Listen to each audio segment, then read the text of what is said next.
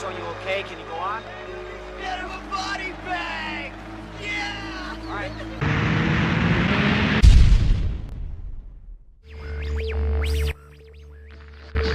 I just finished watching Cobra Kai after seeing a lot of fuss about it online. I hadn't read a review specifically, but had seen some really positive thoughts towards the show on social media.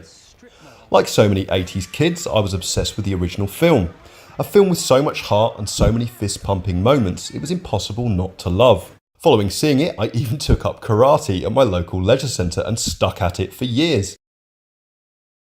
The film had a few sequels and even a modern remake. They were mostly watchable and in the case of Part 3, hilarious, although they never got close to the subtle genius of the original.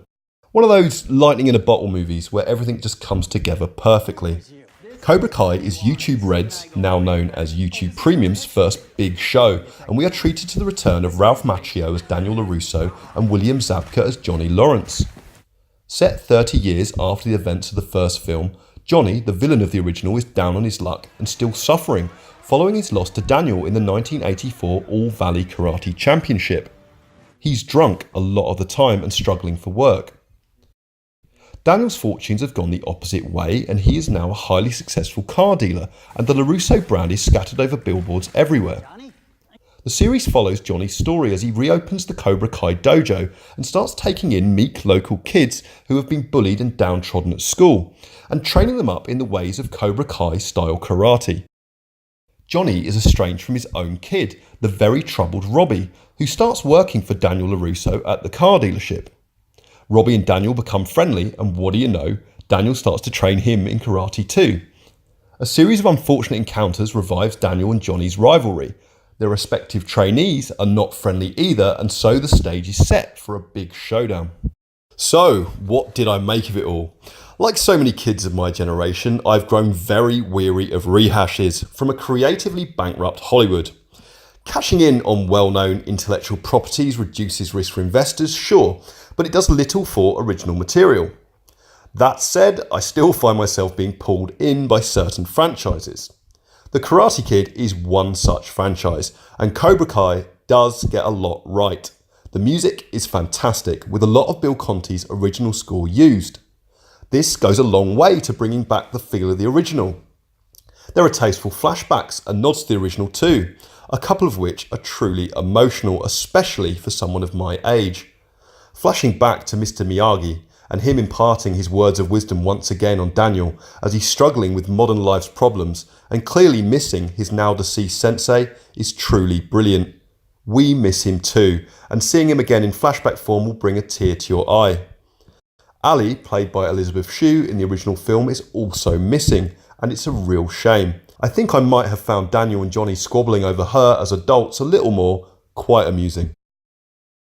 There is something powerful about seeing how the passage of time has changed people, both in their physical appearance and indeed emotionally.